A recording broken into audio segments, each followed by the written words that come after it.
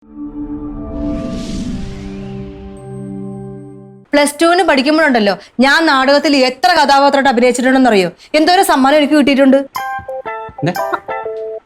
ഒരു നാടകത്തിൽ നീ ഒരുപാട് കഥാപാത്രം, വേറെ ആരും അഭിനയിച്ചില്ല, നീ ഒറ്റയ്ക്ക് അഭിനയിച്ചോ?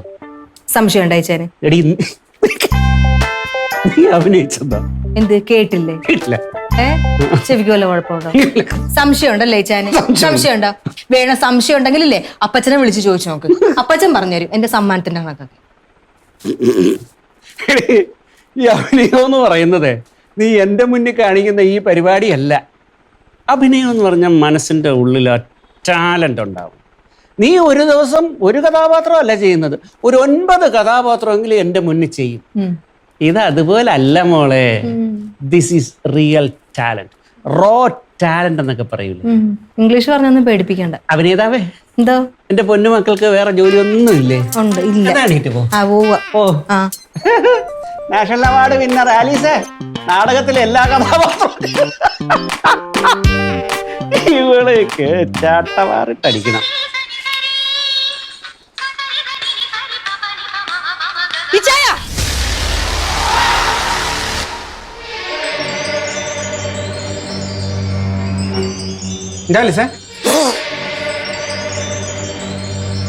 விட மாட்டேன். நீ என்ன இங்க இருந்து எங்கேயும் போக விட மாட்டேன். அயோக்கிய நாயே, உனக்கு எவ்வளவு தைரியம் இருந்தால் என் கண் முன்னாடி வந்து நிற்ப? இன்னைக்கு துர்காஷ்டமி, உன்னை நான் கொன்னு உன் ரத்தத்தை குடிச்சு உன் கரந்தட விடுவேன்.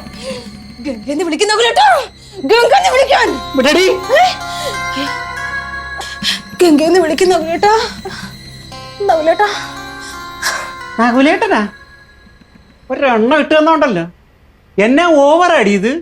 ഇതെങ്ങാനും ഞാൻ ഷൂട്ട് ചെയ്ത് യൂട്യൂബിൽ വല്ലോ അപ്ലോഡ് ചെയ്തോണ്ടല്ലോ അവർ നിന്നെ ട്രോളി കൊല്ലും. നല്ലല്ലായിരുന്നു. ഈ ഓവർ ആക്ടിങ്ങിനാണോ നിനക്ക് അവാർഡ് കിട്ടിയെന്ന് പറഞ്ഞത്?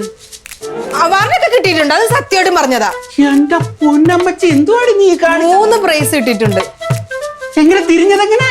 ഒന്നുകൂടെ കാണിക്കാം. എന്റെ പൊന്ന് ആലീസ്, എന്റെ പൊന്നു മോളെ, ജീവിതത്തില് നീ അഭിനയിക്കാൻ അറിയാന്ന് മാത്രം പറയരുത്. അടിച്ച നിന്നെ ഉണ്ടല്ലോ. നല്ലായിരുന്നു. ഞാൻ വെറുതെ പറയണതാ. ഇടി ശോഭന മേഡം എല്ലാം കണ്ടോണ്ടല്ലോ അവർ ആത്മഹത്യ ഇല്ലെങ്കിൽ നിന്നെ വെടിവെച്ചു കൊല്ലും. ചുമ്മാ പറയല്ലേ ഏട്ടാ, നല്ലതായിരുന്നു.